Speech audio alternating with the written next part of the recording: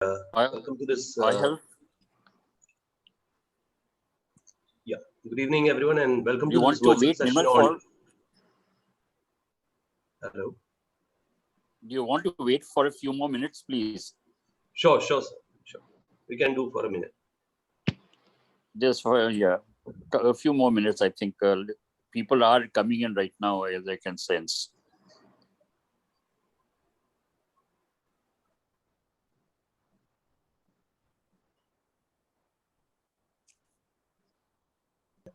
Yeah. Sure. Okay, so good evening, everyone. Welcome to this virtual session on reimagining SMB, small and medium businesses with AI. This has been jointly organized by TiE Kerala in association with IIT India. We have a very interesting session going ahead. And without further ado, I request Mr. Krishna Kumar, Managing Director of Green Pepper Consulting and member of IIT India, to set the context and also introduce our speaker for today. Over to you, KK.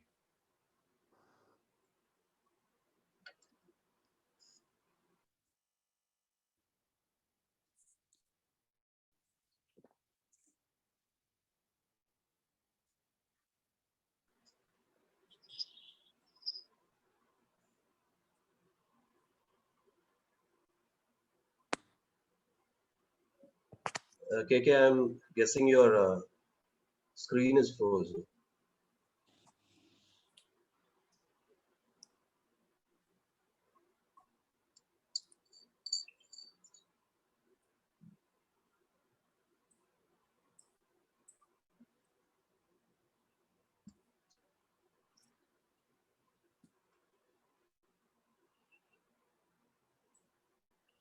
Is KK having problem with me? Yeah. I think he's got disconnected. He'll probably rejoin again. Yeah.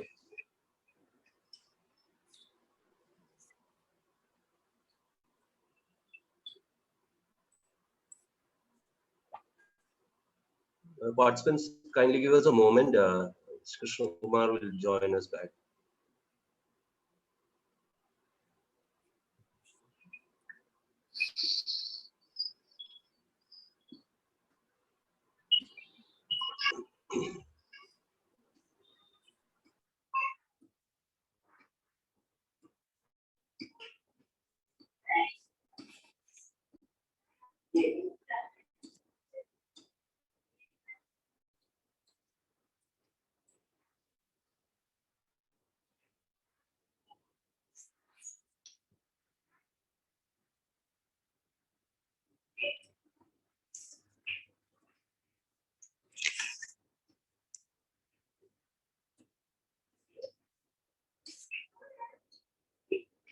Yeah, he's joined. Yeah,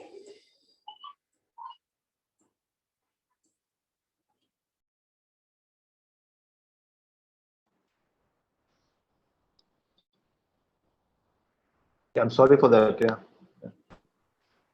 Sure. KK, can you go ahead and introduce Samir? Yeah, sure, definitely. Thank you for the time and patience. Sorry for this.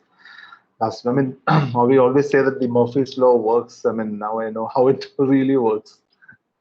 Great. So, good evening, all of you, for this collaborative workshop with IIT India and TiE Kerala. We're so happy that both the organizations are coming together. I think this is for the first time IIT India Future Tech Panel and the Skills Working Group, primarily intending to bring technology to the end users, collaborating with another organization which is equally doing a lot of work in this space, which is TiE. And for TiE Kerala chapter, we're bringing this a special edition of first workshop, which is into artificial intelligence.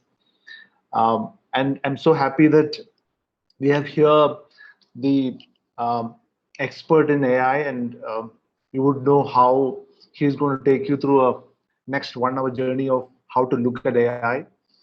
So Samir Dhanrajani, he is the Chief Executive Officer at AIQRATE.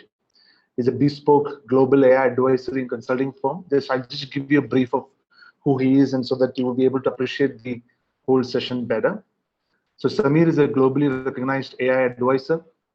In fact, for the last 1 week, I've been reading very interesting articles which he has written in the Forbes, which is giving me a lot of new ideas about AI. Though I've heard about AI products and services and how it's going to help in automation, but these are really insightful articles which you should definitely check out.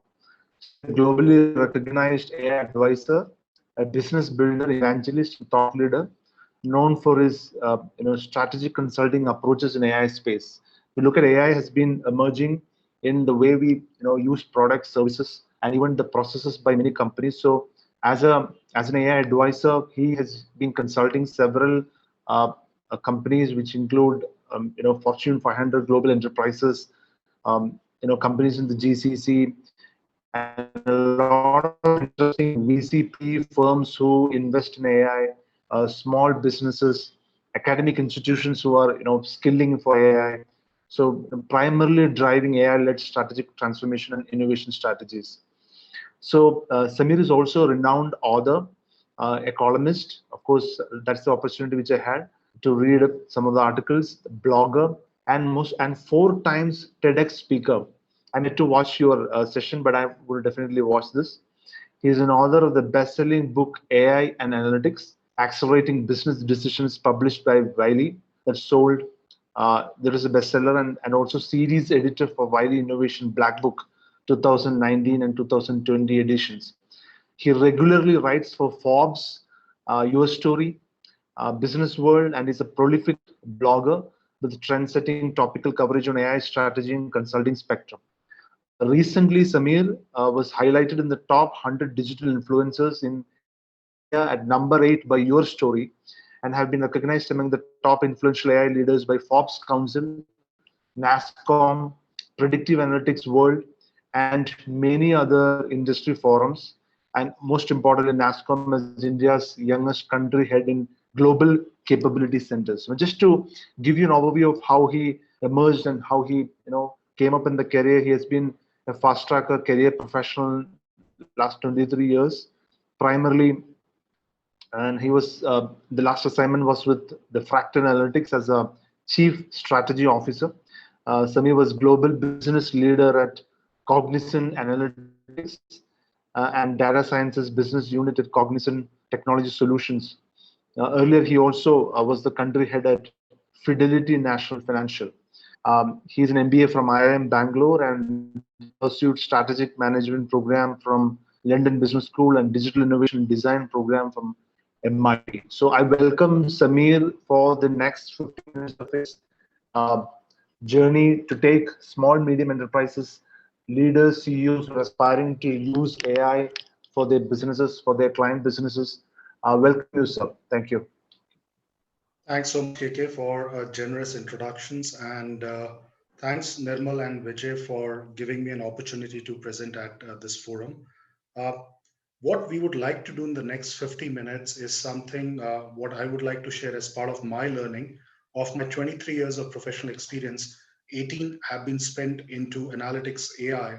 And I think at some level, I believe AI today, which is the most talked about business lexicon amongst the corporate circle, AI is not just a tool, it's not just a technology, it's actually part of the business, it's embedded into the strategy piece as well. And through this 50 minutes, 55 minutes of session, what I would like to elaborate upon is one, demystify AI. Because there is a lot of this myth, a lot of that different kind of jargons which are floating. What exactly is AI? What is the art of possible with AI? Because there's so many possibilities which AI can bring to the table as part of bringing business impact. And specifically, through this forum where we are talking about a very special emphasis on small and medium enterprises, by no means it's a small segment, because we're talking about 51 million SME kind of organizations in India, and a 14% of our entire workforce works in SMB. So it's a very significant chunk which cannot be ignored. And through the session, what I would like to bring to the table would be more about demystification of AI, what AI is capable as part of the art of possible, provide use cases in terms of a special emphasis on manufacturing, but I've also taken a liberty of covering some of the adjacent industries around healthcare and let's say retail and CPG as well, and also give a view in terms of what should be done in terms of embracing AI as a very, I would say, cursory view within the SMB environment. So let me take this session, and post that we can take the Q&A and then spend some time discussing about the same. So KK, you got to keep me straight in terms of the screen share and let me know once it's visible, please. Sure, sir. Sure. And what I'll do, just to preserve the bandwidth, I'll go off the video and switch on once we do the Q&A.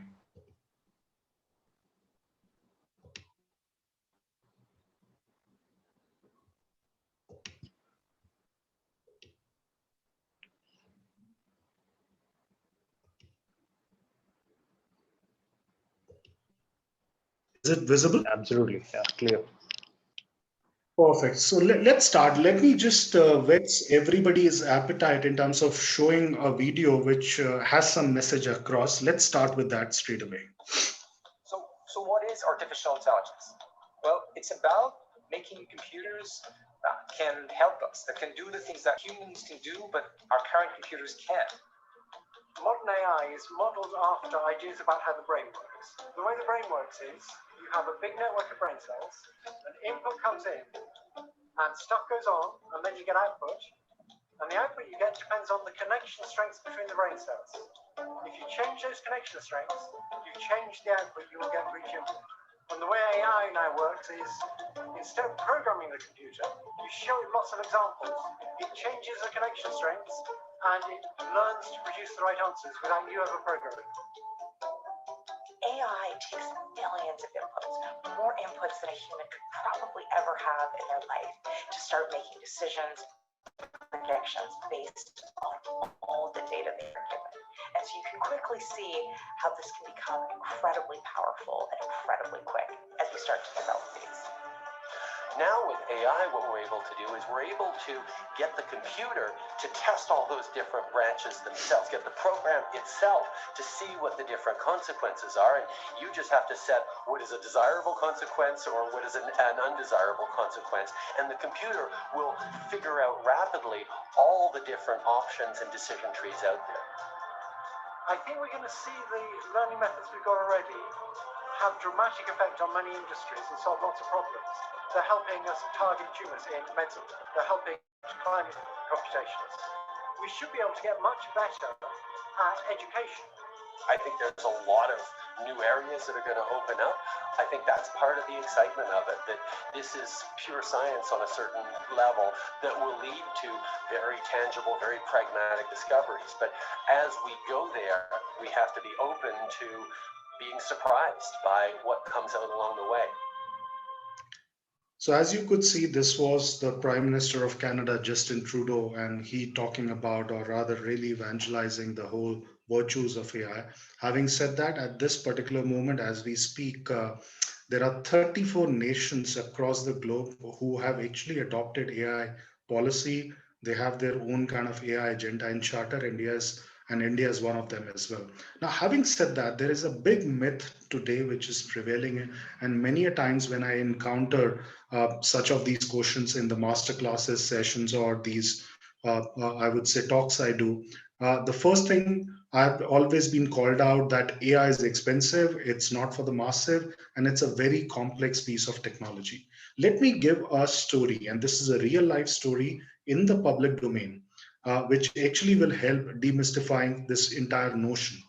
Now, this is a story about a gentleman called Makoto Koyake, the young looking guy who's standing at the back of this picture. Makoto is born and bred up in Japan, and he's an engineer by profession. And when he finished his engineering, he went to meet his parents, and that's where this particular picture is taken. Now, Makoto's parents are farmers, and agriculture in Japan is still considered to be a very sought after occupation, and they grow cucumbers. Cucumbers in Japan is a very sought after kind of a crop, a very exotic kind of a crop, and it's sorted and auctioned every week in the by about 9 parameters: size, shape, texture, color, length, and other parameters. Now, as MacArthur was speaking with his parents, his mother said that over the years, their income from growing cucumbers have come down. They are not able to make much income. And that got MacArthur a bit concerned. And he started thinking. He had studied a bit of AI in his engineering days. And he thought maybe this is the best time for him to take a stance in terms of putting AI to the use. So he went back and clicked in his, and this is the cucumber farm where this picture is taken. So he clicked about 3,000 odd pictures through his iPhone and went back to his home. At his laptop, he purchased from Amazon a Raspberry Pi 3 processor for $35. And then he also kind of downloaded an open source tool, which is Google TensorFlow, which is freely available. And then he started downloading the entire picture, what he had of the cucumbers, and started labeling and annotating the pictures. And through the algorithm, he was trying to kind of understand how the correlation of the cucumbers which are being grown in his farm relates to the auction prices. And he started developing a deep learning algorithm with the help of Google TensorFlow, which is a deep learning algorithm tool. The first few attempts gave him about 30% accuracy, and he said it's not good enough. He tried few times until he reached about 70% accuracy of the algorithm. And he went back to his parents and told them which exact variety of cucumber they should be growing, which is fetching more price at the auction. 18 months down the line, his parents' income went up by 400%. And the cost associated of using AI was just $35, which is the Raspberry Pi 3 processor which he had purchased. So this is a clear case of not only AI being, I would say, there for the masses, is not that complex, and it's actually like a magic when it works in unison. Moving on to the real world, and real world is really, I would say, a reality check. We have suffered a lot last year in terms of what I call a business conundrum, a big predicament.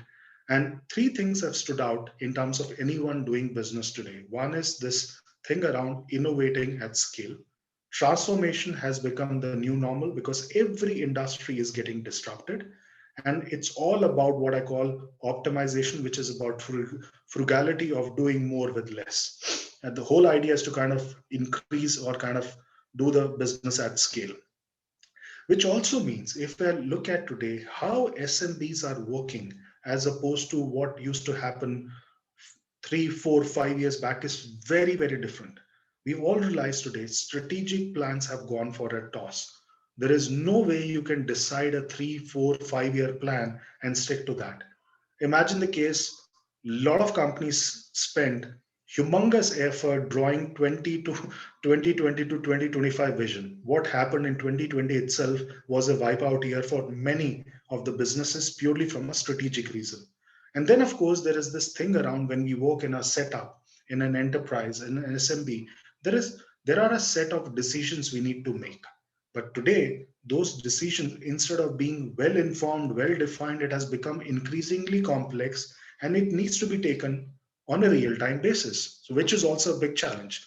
And moreover, if those set of challenges, what you saw, were not enough, think of this from the industry segments. Now, some of you will be part of the manufacturing, some of you will be part of, let's say, sub-segment of automotive, energy, utilities, even from, let's say, insurance or life sciences. Within the industry per se, the challenges have increased very, very high. And each of the nuances of the industries are specific. And that's why these challenges are very, very detrimental sometimes in terms of sustenance of the industry segments. And then coming back to the whole aspect of if you are an SMB founder, you are an owner, you are a kind of a leader within an SMB or you're a decision maker, your ability to look at different challenges is very different as opposed to what used to happen 5 years back. Now, what COVID has really, I would say, compelled SMB to a larger extent is not only in terms of finding capital, but also remaining solvent. Because if such scenarios happen where there is a lockdown or a stalemate, shouldn't the SMBs be thinking about a sustainable business model? And this whole aspect of virtual kind of a workforce, the changing consumer expectation and the market competition going very, very high are all together very, very different, I would say, challenges, and I would say very, very kind of a challenging situations. Now, the fact over there, as we think about one thing which has really stood out, data today is exploding by all means. Now, you will see a lot of the numbers on this slide. And today, whether it's a small size SMB or a larger kind of a, let's say, SMB kind of a business with multiple kind of subsidiaries, the fact is each of them are generating data. Now, just to give you an example, what 1 zettabyte of data stands for. 1 zettabyte of data is equivalent to all the video titles of the Netflix put together multiplied by 370 million times. So imagine, I mean, what 1 zettabyte is equivalent to, and you can imagine the kind of data which is, I mean, being generated today by every one of us. Now, if that's not enough, because this is proprietary data, we also have social digital data. The kind of uploads, downloads we are doing on a continuous basis through Twitter, Instagram, LinkedIn, YouTube is absolutely unprecedented. And I call it a digital kind of a waste. But for many of the companies, this is a treasure trove, because if they are not able to analyze the data, which is the proprietary as well as digital, they may be in a challenge in terms of not able to take decisions, even for the survival of the businesses as well. And that's where, now looking at the history of analytics or AI, this slide has a very interesting feature. Now, if you look at the left end of this slide, 10 years back, technology was more about business intelligence, reporting, visualization, a bunch of kind of data warehousing tool. And it was all together business processes being in the center of the entire business. As you can see on the left hand downside, business processes were at the center, and analytics capability used to revolve around that, at the fringes, at the boundaries. Then in 14, something happened where for the first time a acronym came in, and I'm sure you would have heard SMAC, Social Mobile Analytics Cloud. For the first time, analytics got a recognition as a separate business or as a separate kind of a, let's say, practice or a capability. 18 onwards, it started getting very mainstream. A lot of democratization happened to the extent last year we have seen now every device, every kind of a, let's say, instrument or a machine is fitted with AI. And that's what we call it, AI for everyone. Now, if you see on the right hand side, AI is now at the center, and the business processes revolve around that, which means it's embedded, it's smart, and it's really pervasive now. Now, just to give an example, the proliferation of AI, as I call it, or analytics, and I'll use analytics or AI in tandem because it depends on the maturity of any organization, SMB, because you start with some kind of a low-hanging fruits of analytics and then move on to the higher areas of what I call image, voice, text, and video analytics, which is AI. Now, just a glance at this picture will give you an idea that today, the biggest aspect of looking at a manufacturing company is all about supply chain.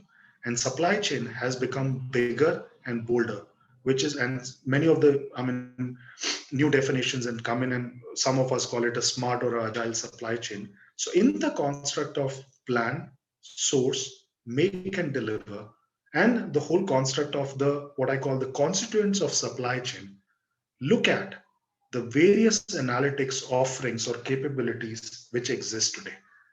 Now, it's a complete set of analytics offerings in the supply chain area under plan, source, make, and deliver, which means if you have a challenge in terms of outbound logistic or a shop floor optimization or a kind of a quality control, you have an analytics capability attached to that. The idea of showing this slide was to give a indication how much deep, embedded, entrenched analytics or AI has become as part of SMB today's. And now if we just peel the onion, if you really look at the supply chain offering from a manufacturing point of view, then the solutions or the capability could extend to not only just, I would say, the areas which is restricted to one or two. It's like sales and operation planning, what we call SNOP, even upstream and downstream manufacturing, and even the operations of manufacturing have those capabilities around supply chain. And that's where it has become very, very powerful.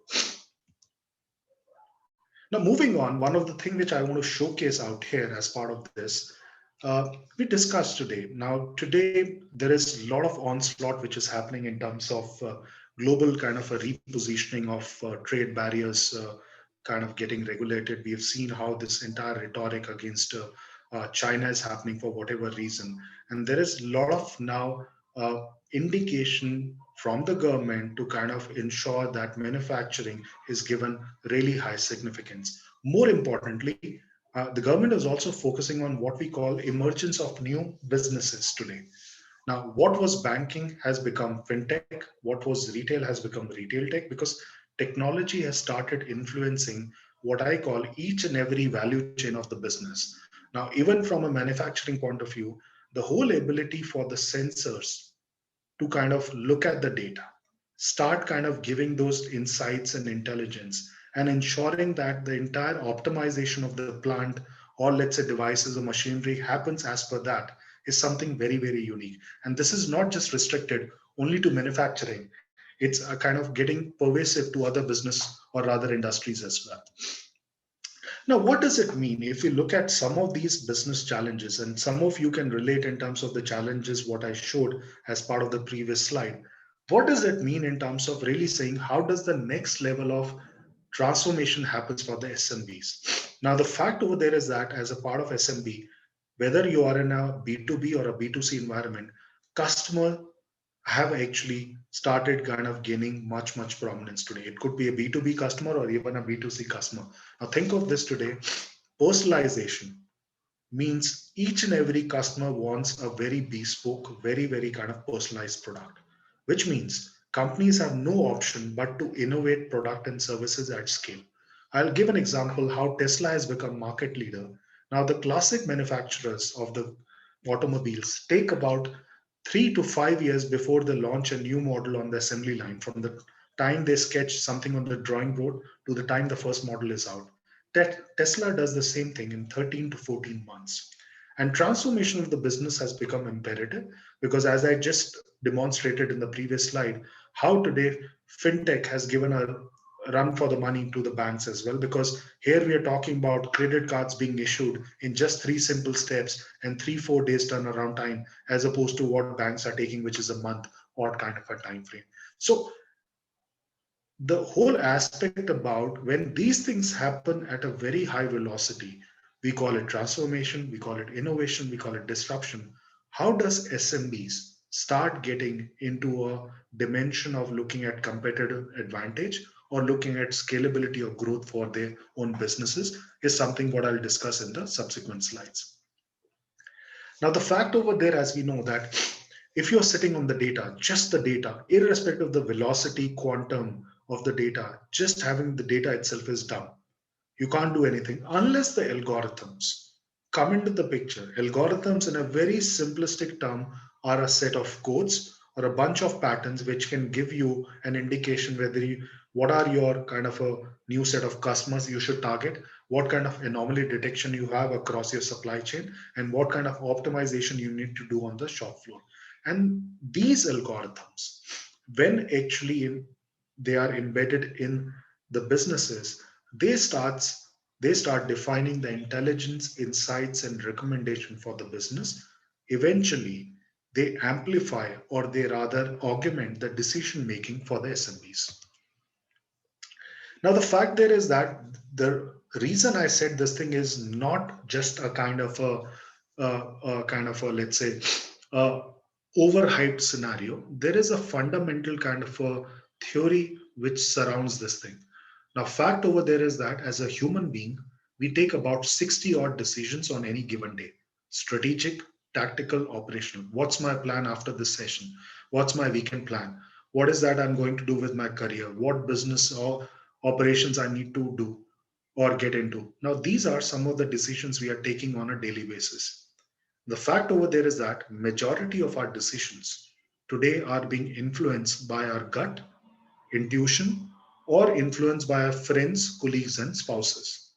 But the way today, how it's happening, since algorithms have become very strong, the moment you start tracking something, browsing something, transacting something, the decision making is happening because of algorithms. Now, the simple example over there is that when you are browsing something on Flipkart or you buy something on Amazon, how the moment you kind of, let's say, instantly, the moment you buy something, let's say you buy a set of sneakers, immediately the adjacent category of loafers, formal shoes, or even shoelaces come to you and they start offering you discount. To the extent after a week, you will get a new discount on adjacent category. The whole product recommendation engine starts studying your behavior, which means you will be tempted to kind of buy further set or let's say the pairs of shoes in the subsequent kind of browsing pattern. And that ability of the algorithms to influence your decision making is also happening in the businesses today, which means AI is where this whole thing starts. Now, let's get to the core simplification of AI. For any, I would say, initial kind of a person who doesn't understand AI, what we are trying to do through AI is all about mimicking the human brain, replicating the human brain. Human brain ability is to process, act, learn, and perceive. Now, this is the same thing what today AI is trying to do through image, voice, text, and video, which is where this slide will give you a reference where we are talking about the ability to sense, comprehend, and act. Now, the more sophistications machines do as part of bringing more data around, uh, let's say, videos, new kind of images, new kind of, let's say, samples of voice, the smarter the machine becomes. The fact over there is that machines consume a lot of data. Just to give an idea about what should be kind of a, let's say, the strength of a machine. Now, for a human eye, when I show you a picture of, let's say, a cat and a dog, you will be able to see or distinguish between two pictures. What is the difference between cat and a dog? To distinguish a cat and a dog, a machine needs, with the help of algorithms, almost about 1 million pictures. So imagine the kind of quantum power it goes in terms of making machines more better. And this is where the fact over there is that we may be thinking last year was a dull year, but the machines have really become fast. And to the extent AI performance have also being kind of, let's say, outpacing the human performance in many of the areas. In the middle of this slide, you see AlphaGo Zero. For many of you may be aware, it's a chess machine funded by Google DeepMind. Now, what has happened? AlphaGo Zero has spent millions of dollars to make this machine very smart. All the previous chess games analysis has gone into this. To the extent, this machine is now absolutely invincible. It can defeat the best of the grandmaster. To give you an idea about the speed or the processing power of this machine, our own chess grandmaster, Vishwanathan Anand, when he plays a game of chess and he's damn good in chess, he can think in terms of a possible move before the next opponent thinks, a 250 to 300 permutation combination. This machine, AlphaGo Zero, can think of a possible 350 to 400 million moves before the next opponent thinks. This is the power, which is what we are talking about in terms of machine prowess. Now, what will happen for years from now? We may be saying that, okay, AI is moving at a small or I would say low pace. No, AI will become ubiquitous. It will be prevalent everywhere. And as it happens with any kind of a revolution, the cost of AI will drop dramatically and every problem will be reframed as an AI problem. And I'll showcase with some examples and use cases what I'm talking as part of solving the problems for SMB from an AI perspective. Now, this is where the framework is all about, which I want to talk about as part of the meat of this session. Irrespective of the stage where you are as part of your SMB, while of course it's a journey from taking, I would say, a very gradual approach of gathering the data to building the data platform to creating algorithms to then creating visualization and decision making. But today, what is happening? Because AI has come like a rapid force, SMBs are trying to leverage that thing with the full momentum. There are three ways to look at this in terms of how they can gain and leverage AI to the core. One is this whole piece around augmenting intelligence, which is how do you bring new data sources? And I'll help explain with the use cases. The second is there is a lot of rhetoric, a lot of debate about machines will displace jobs and there'll be huge kind of a furore.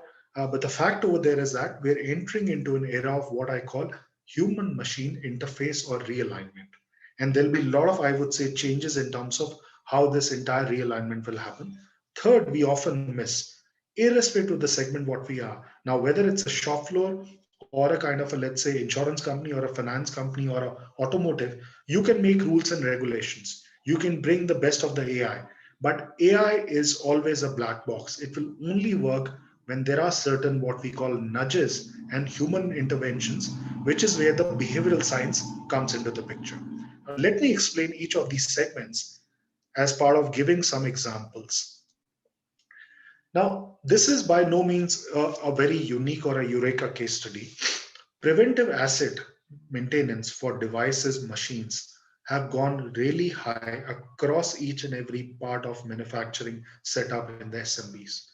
Every device, every instrument can talk to each other provided they have the sensors, and the sensors have ability to transmit the data on a real-time basis where the decision making can happen. Now, in this case, the reason I had shown the train, there was this incident a couple of years back in Japan where you know the trains, the bullet trains they have, which travels at 350 kilometers per hour. And one of the coaches of one of the bullet train, the doors did not shut in the moving train for 4 minutes. Luckily, no fatalities happened. The train was moving at good 250 kilometers per hour. But when it was analyzed, it was diagnosed that the sensors had failed and they were not able to transmit the data. Had the sensors been working, they would have given an early warning prediction to the manufacturers or OEM or the suppliers, asking them to replace the part before the fatality happens over there. Now let's look at this particular video.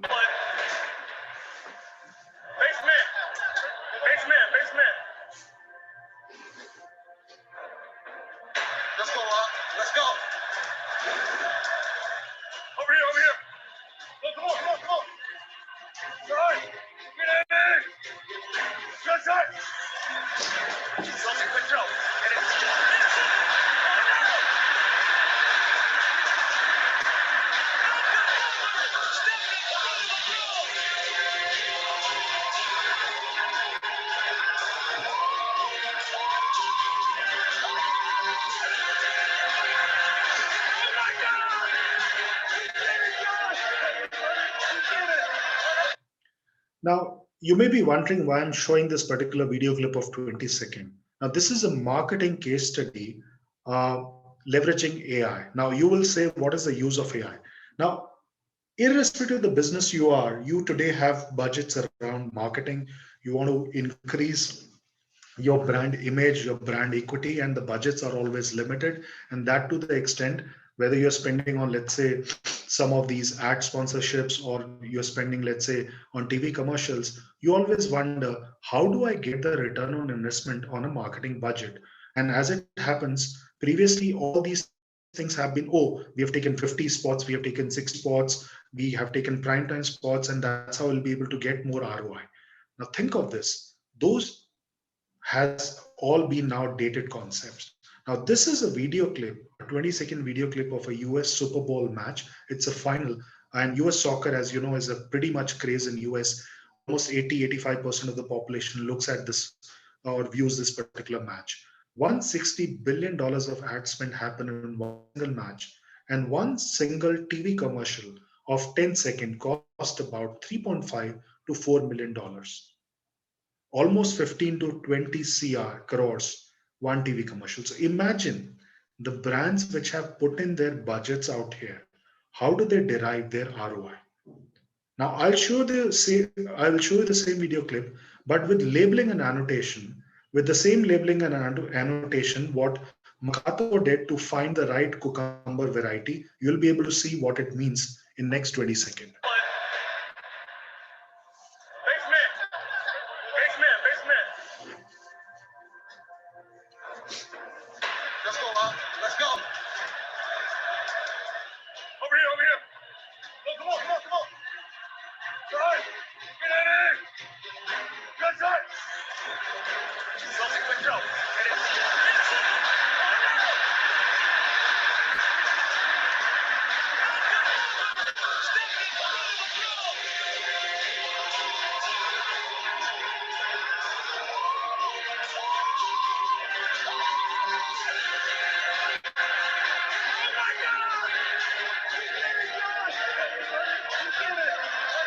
Now, as you can see, the moment there is a camera on the image of the players, the jersey of the players, or let's say on the turf of the stadium or players gallery, the brands are visible, and through the labeling and annotation, you can find out how much time the brand was visible in that 20-second clip. And we use something called a marketing mix attribution technique to find out whether it was Microsoft or Gatorade. And think of this as an example. And this does not mean that only the powerful brands can actually access this kind of a use case. This is all about capturing images or video streams on a real-time basis and making a new meaning out of this. And this is what I meant in terms of augmenting the intelligence. Now, other case study out here is that today,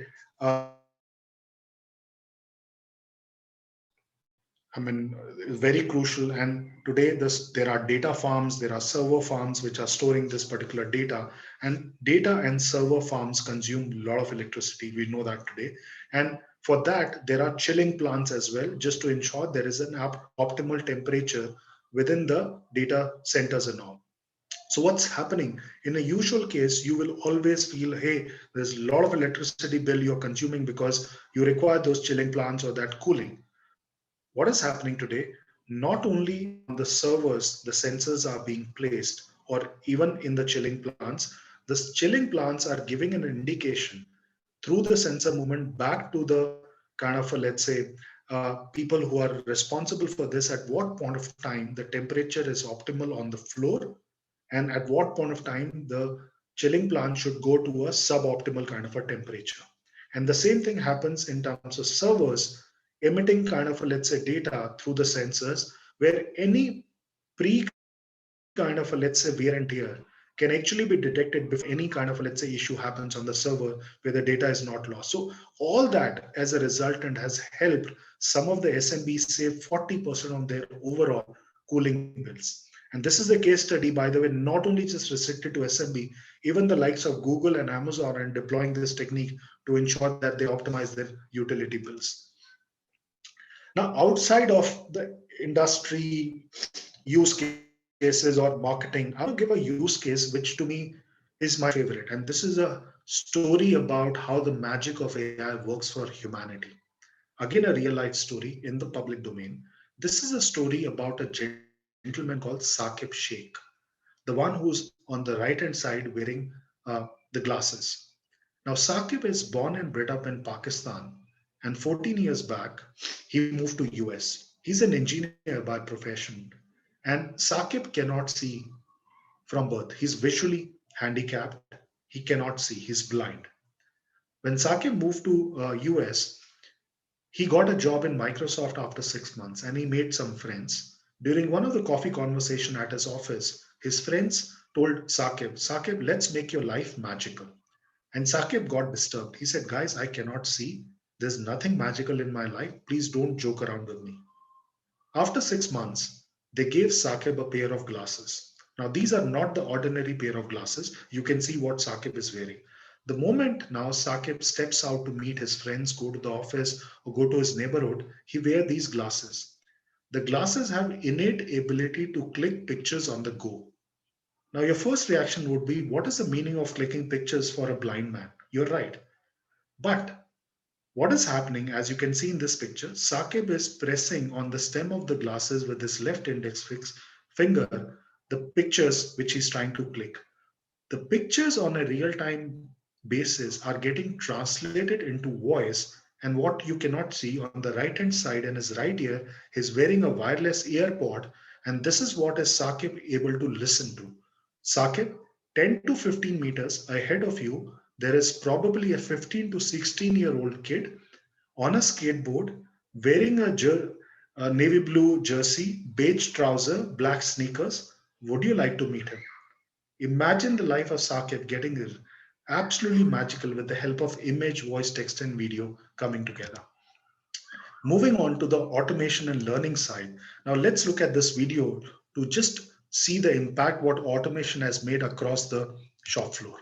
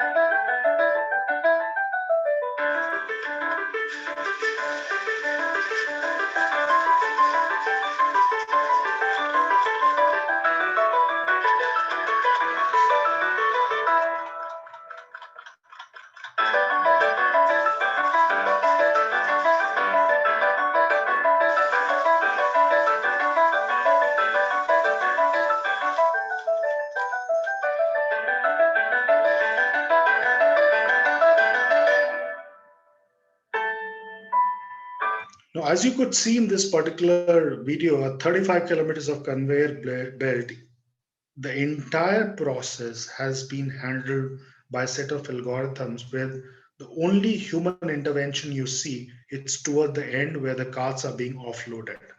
Now, other example, which is very common, and I've seen some of these SMB implementing in a very large scale, is about most of the shop floors today. Manufacturing kind of environments have CCTV camera. Most of the time it's deployed to see any kind of security infringement, trespassing, or mugging. Absolutely true. But today it's going beyond that. And this particular image, I mean, it can look like from a Matrix movie, but it's actually an HR case study. Let me explain. Now, what happens in a typical kind of a manufacturing environment? There are workers, there are, kind of workforce which are being deployed at 24/7 basis. Operations activities are high. It's a high octane zone. So the fatigue is very normal to happen, and sometimes fatigues result into loss of productivity. So through the facial recognition techniques, algorithms are trying to determine across the shop floor, because there are thousands of employees or hundreds of workers across the shop floor working at the same time. Algorithms are trying to determine at what point of time the fatigue goes high, because they're able to detect through the facial recognition. And when the algorithm signals to the HR managers that, okay, for a minute, 11:45 p.m. is the time where the fatigue hits high, what HR managers are doing, they are going on the floor, pausing the production for some time, identifying the employees because they have the idea who are showing high fatigue.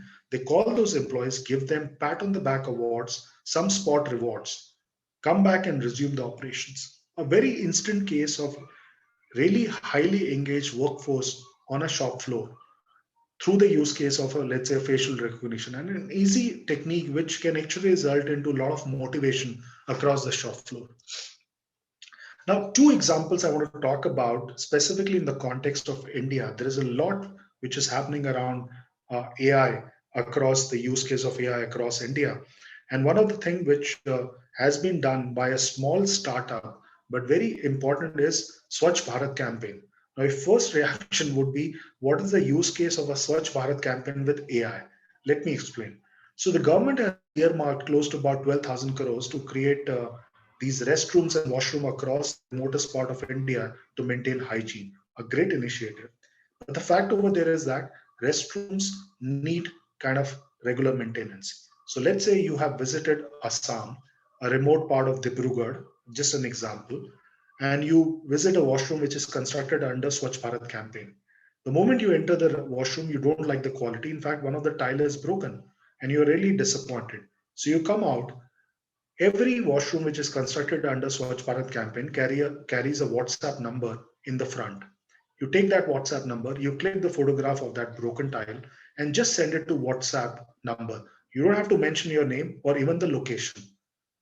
Because that picture is labeled and annotated, just in the case of that marketing case study or the cucumber, it's going digitally to the remote part of command center of AI, which is situated in Rajasthan. And within 15 seconds of getting picture, the AI professionals are able to determine what restroom, what part of the India this is constructed. 30 seconds later, an automatic call goes to the command center to the concerned vendor who has fixed the restroom, asking him to really rectify the restroom. The entire process takes place in 45 seconds to 60 seconds, and they get close to about 60,000 calls every hour. So imagine how AI is working in the best interest in terms of ensuring the Swachh Bharat campaign is live and maintained. Another work in progress which is happening on the India side is about Indian judicial system. I mean, we understand today there are a lot of lacunas and challenges in our system. 33 million legal cases. 84% of these 33 million cases have an average waiting period of 13 years, 1-3. And I'm sure some of you who have dealt with these litigations, it's a very painful process. So for the first time, what government is trying to do with the Bar Council, they're trying to create a Google-like repository on something what we call in AI like a NLP or a kind of a search engine query technique, where the moment you kind of put in, and this is for the lawyers, the moment they put in 524 penal sections and their subsection, they will be able to know what previous verdicts or work in progress verdicts are being actually referred to. That will help them kind of really fast tracking their time in terms of, because three-fourths of a lawyer's time is spent in just finding those 524 Indian sections and subsections, almost three-fourths of the time. And this is what will truncate in terms of ensuring that the cases are faster expedited. Now, coming to the last part, this is very interesting and often ignored. Now, within your enterprise SMB, you can actually create your analytics journey. You can create some POCs. You can create some kind of a use cases. How do you implement? Because at the end of the day, algorithm is a black box. It's a set of codes. It's a pattern. It's just a kind of a, let's say, techniques which have been used. And that's where some of the organizations are trying to use very, very subtle techniques of nudges and what we call behavioral science to increase adoption of the algorithm so that they can benefit in entirety. Let me explain what I meant. Now, an example, though it's from an FMCG, but very relevant, for any product to increase the consumption, sometimes algorithms AI doesn't work. Now, I will tell you why. Oral-B launched this particular toothbrush, which had a sensor. Not a big deal. Every machine device has a sensor. They wanted to increase the brushing behavior within the kids. So what they did, they also launched with the toothbrush with the sensor, this app which you can download on your mobile. So the moment you buy a brush, you also can download an app. And now when the app starts working, by the way, an idle brushing time is close to about 2 minutes. And when you show to your kid, when they don't brush for 2 minutes, there is a frowning noise. There is a very kind of a, let's say, a very kind of a high decibel noise on the cell phone indicating that the kid hasn't brushed for 2 minutes. You show it to the kid and he or she will start brushing again. When it's more than 2 minutes, the app takes into account the contours where the brush has gone, the brushing time and all. So it's when it's more than 2 minutes, there is a happy emoji, emoticon, and there is a good jingle. You can show it to the kid and he or she will love then saying, yeah, I've brushed today. Now, fact over there is that this app is actually being used. This particular brush is actually being used more by the adults. 2 minutes is a big brushing time. So that's how companies have figured out how to increase the adoption using AI as well as behavioral science or what we call even UI UX. Now, some of you who have gone through this particular experience, and I really say, God forbid, if someone has to go through, it's horrifying. Claustrophobic to the extent I've seen kids really fainting before, the moment they see this machine. 80% is the sedation rate amongst kids until one of the very small manufacturer came up with this idea. Just like a spaceship experience. Now, even the ones who haven't tried would like to experiment just at least looking at this machine, if not kind of using it. And now it's the whole sedation rate is down to 10%.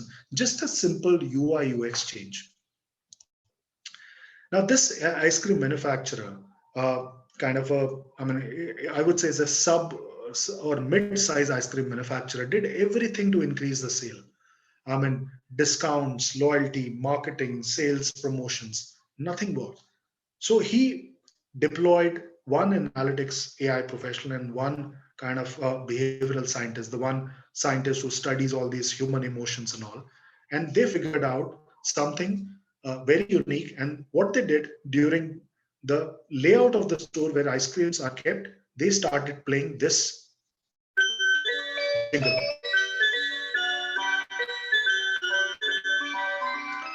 Now, the reason they played this particular tune, now go back to our formative years when the ice cream wala used to come, he used to play a jingle. Of course, in India, this jingle is different. And this is a UK kind of a, let's say, small manufacturer of ice cream case study. But the moment that jingle used to be played, we used to get drawn to that jingle and we used to buy that ice cream from ice cream wala. This particular jingle in this part of the store compelled consumers and shoppers to come in and buy the ice cream. Within 1 quarter, 30% lift happened of this ice cream manufacturer just by playing this particular jingle. Now let's look at this different use case of human behavior in a different context.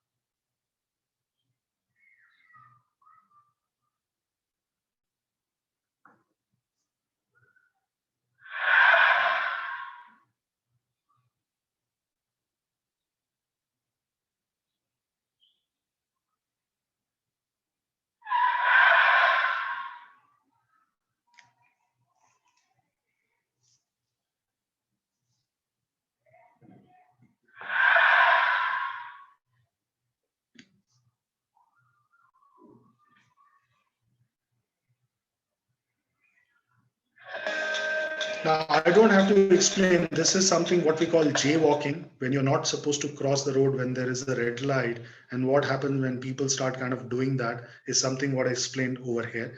Finally, if you look at today from the businesses what you're handling, when you look at adopting artificial intelligence, there are three ways of looking at, because eventually AI is all about problem solving. You're solving a particular problem, could be a manufacturing flow, setup problem, could be a kind of a product or a quality control or a kind of, let's say, supply chain. But the fact, this is what happens when problem solving happens through AI. AI itself is not alone. You need to have a combination, or rather a triangulation of AI, data engineering, and design. I gave the example of AI and design. Engineering is all about what we say today. Many of the SMBs are sitting on disparate sources of data. Their platforms are not robust. They don't have right data pipes to handle high velocity of data. So first they need to ensure that they put in equal importance or significance on putting the right data engineering layer. And then the whole aspect of AI engineering and design can work in tandem to create new kind of revolutions or new kind of, I would say, use cases for the SMB setup. I just want to end this session with a video you would see, which is quite meaningful in terms of how AI is being used.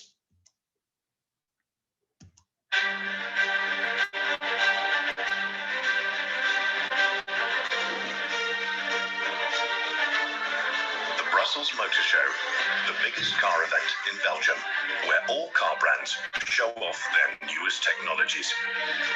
But it was Volvo who hijacked all the attention with the first car that could recruit its own technicians. Volvo presents the recruiting car.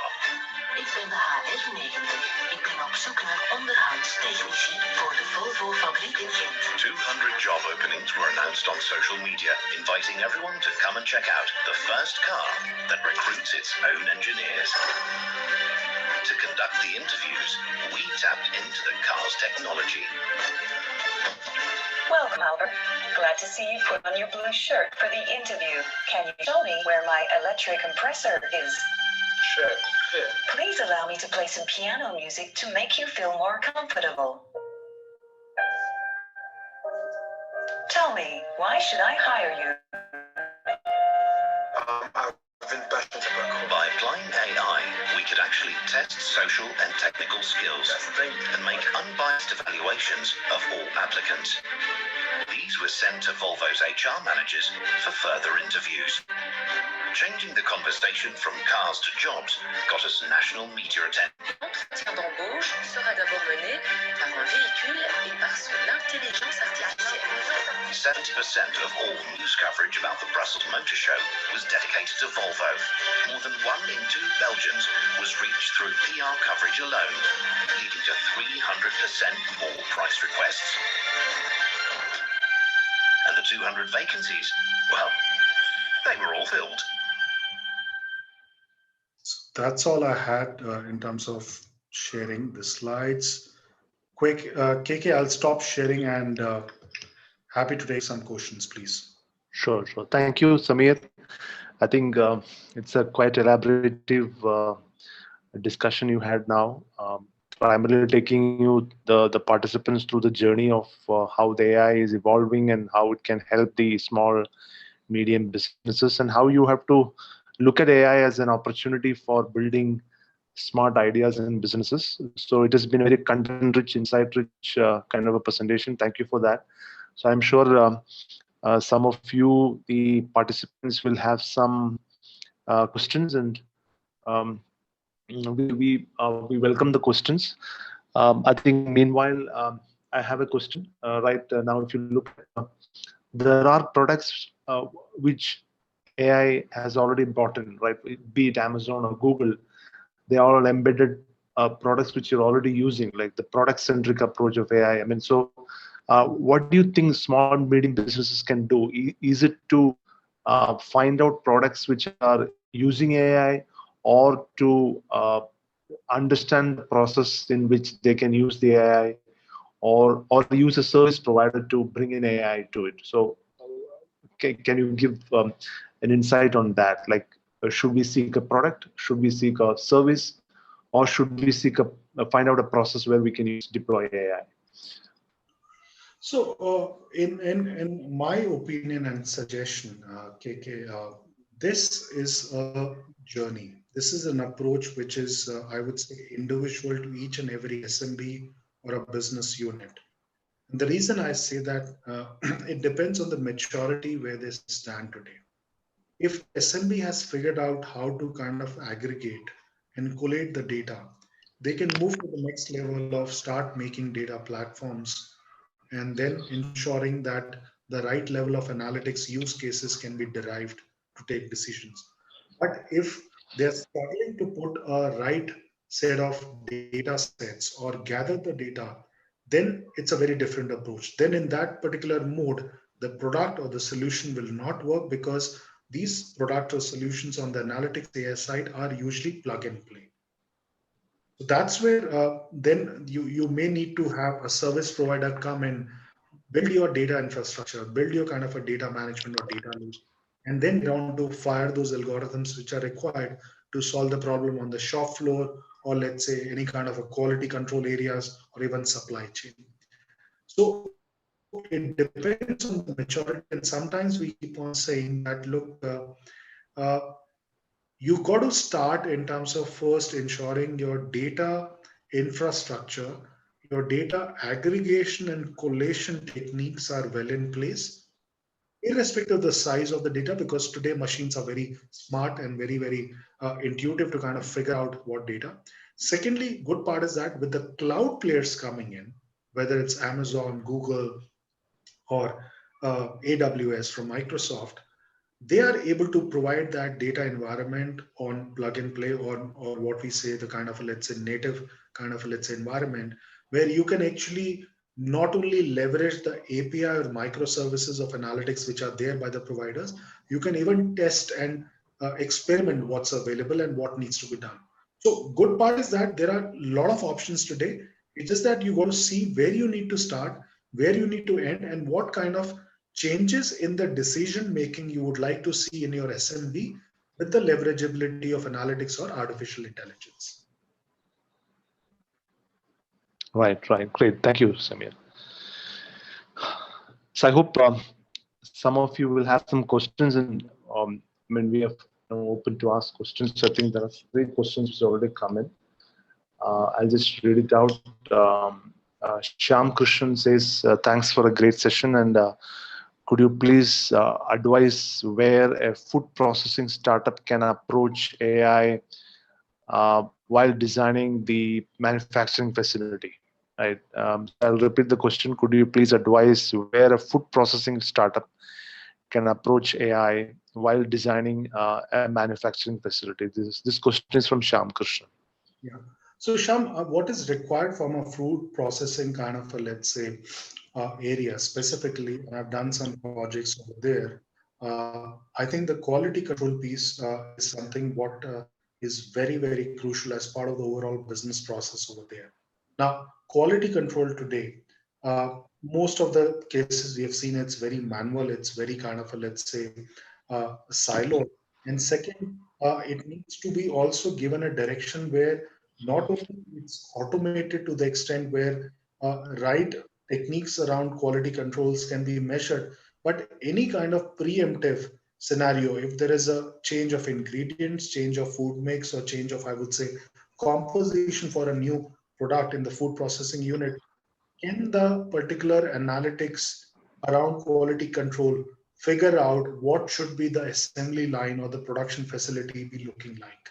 And this is where analytics AI then gives the entire picture of not just looking at quality control, but then the supply chain areas, the shop floor area in terms of kind of predicting any kind of, let's say, uh, detection, or even looking at how it needs to be supported as a overall increasing the efficiencies. So it's something what we say that today, how you can link the production shop floor, the quality control, the sourcing chain, and also the kind of, let's say, supply chain as part of one particular metrics, where each of these business processes run with the help of analytics, which can be kind of also or very kind of a linear in terms of giving at what point of time what can go wrong, and or what point of time something needs to be augmented as part of decision making. Yeah, thank you, Samir. Have one more question from Tarun Kohli. Where do you see AI applications in Indian context, especially for the small businesses, in the next 5 years? And do we have enough people, skilled people, to help with AI-based solutions for MSMEs? Well, see, let me answer the latter part. I think whenever there is a particular kind of a revolution, and I would say, very highly talk about this AI as a revolution, not only the talent becomes problem, but there are a lot of Me Too players also in the market, because everyone wants to, uh, uh, I would say, ride with that wave or what that revolution, what we talk about. Now, having said that, it's not that today SMEs are ignored from an AI or analytics point of view. There are pure play analytics players. There are cloud players who have dedicated focused divisions around SMB and SME sector. The whole idea what they're trying to do is pick up SMBs, and they deconstruct the value chain or the business processes, and then say that, okay, for these 5 to 6 business processes within your SMB, this is the kind of data you're generating. This is the kind of, let's say, insights you will be able to kind of see. And this is the change of decision making, what will happen when analytics comes in full force, which means you can easily identify what needs to be done as a part of business process change, or a business kind of a numbers change from efficiency or effectiveness, and what also needs to be done to change the configuration of the entire workforce. Because at some level, when some of these automation happens, it's not that you lose the workforce, it's just that the workforce needs to be reskilled. So it's an aspect where consultants, pure play AI players, or even cloud players are having this particular dedicated focus around SMBs to really kind of create a solid kind of a pathway or an objective how you can achieve success with AI. All right, Tarun has one more question. He is asking whether there are any particular sectors you feel AI will see much more applications in the next 2-3 years, and what are the disruptions you feel might trigger the whole thing. Well, I think I showcased about 8 to 10, or rather more examples, Tarun, and by all means, the very reason I showed was to give a glimpse about different industry segments. There are 42 industry segments, and within those 42, there are almost about 17, 18 sub-segments. Uh, Having seen this journey of different industries adopting analytics AI, I think it's all very pervasive. It's very ubiquitous. Where, I mean, you take mining industry today, you take textile, cement, uh, glass manufacturer, all of them today, or even a furniture kind of a process, kind of a oriented kind of an environment, they're all using analytics or AI. And the reason you see me kind of mentioning analytics and AI in the same tandem is because of that. See, it depends again on the maturity. Sometimes analytics can do the trick and you don't need AI. AI is more about the more sample size you create for image, voice, text, and video, the better is the propensity for your shop floor to get more insights or more decision making things. So fact over there is that I think there are tons of use cases today across industry segments, and each of these use cases have demonstrated a particular, I would say, use case around supply chain, marketing, operations. As you could see, that's the reason I gave this pie diagram of supply chain. I mean, this whole mix of plan, source, kind of a, let's say, thing has multiple touch points of analytics. So it's very, very heavy when it comes to each and every business process today getting influenced by analytics or AI in the overall scheme of things. Great.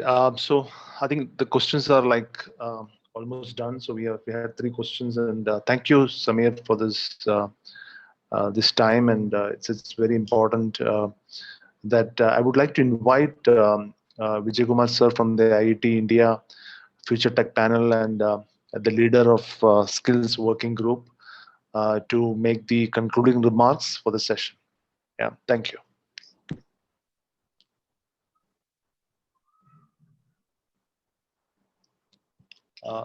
Sir, you have to unmute yourself. Yeah. Hello, can you hear me now? Sorry. Yes. Yeah. Thank you very much, KK, and thank you, Samir, for a very, very informative session that you've had. We are trying to address the skill gaps of the new technologies across both industry as well as academia.